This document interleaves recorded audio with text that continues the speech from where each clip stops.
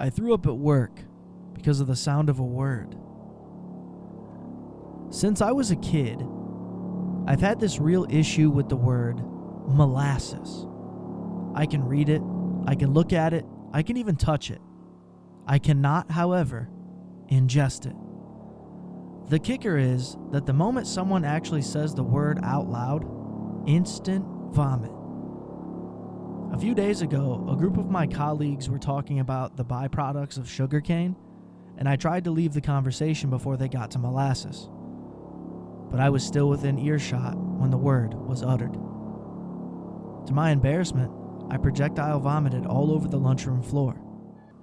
The thing is, the one who said the word is very aware of my issue, and he laughed like it was the funniest thing. Then he explained to the rest. He was scolded by the others and called a jerk. I honestly was shocked because he's one of the more well-liked individuals at work, and I didn't think anyone would call him out. Someone helped me get cleaned up, and by the time I returned to the lunchroom, someone else, I guess the cleaner, had cleaned up the vomit. The worst part was that I had just finished my lunch, and I was now hungry again.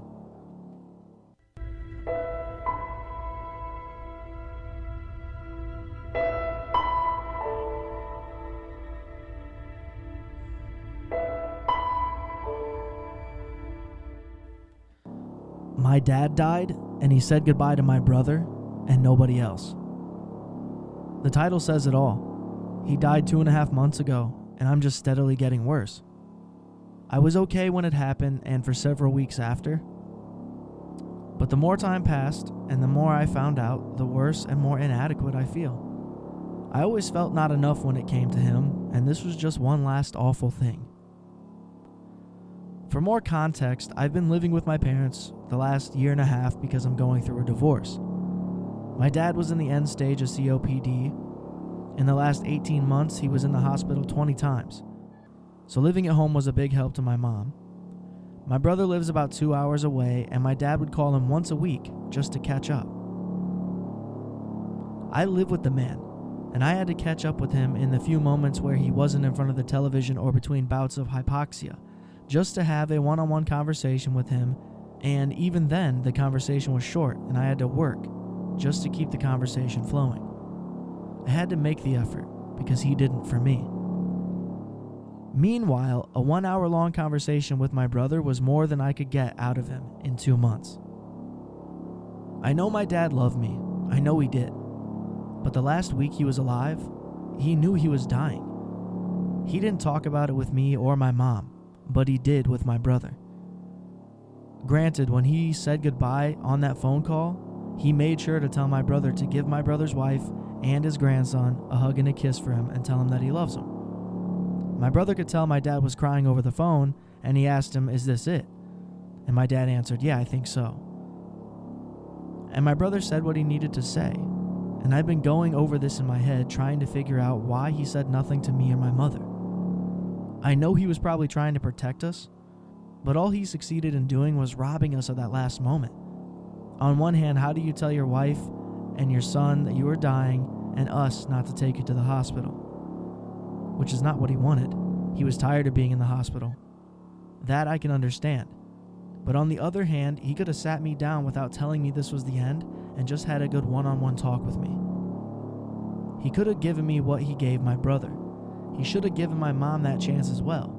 And I'm just left here feeling that after all this time, I'm still not enough. I'm still not worth the effort. That nothing I did ever mattered because he never shared any modicum of interest or connection with me as he did my brother. I love him, I miss him, and I want to have him in my arms one last time just to tell him how I feel. And at the same time, I'm so sad, hurt, and angry. I don't know how to feel this way. The pain is overwhelming. I can't sleep. I can't focus. I feel closed in and closed off. I've been going to therapy for 2 years. I'm no stranger to doing self-work necessary for healing and growth. I know I'm in the grieving process, but this is the worst.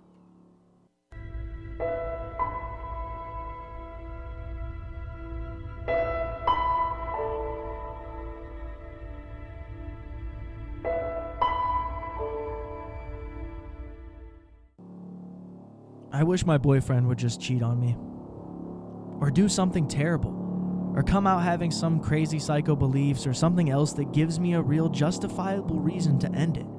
Something other than I just lost feelings after 7 good and totally normal years. I feel so freaking guilty. Because that's literally all that happened. I slowly just lost attraction.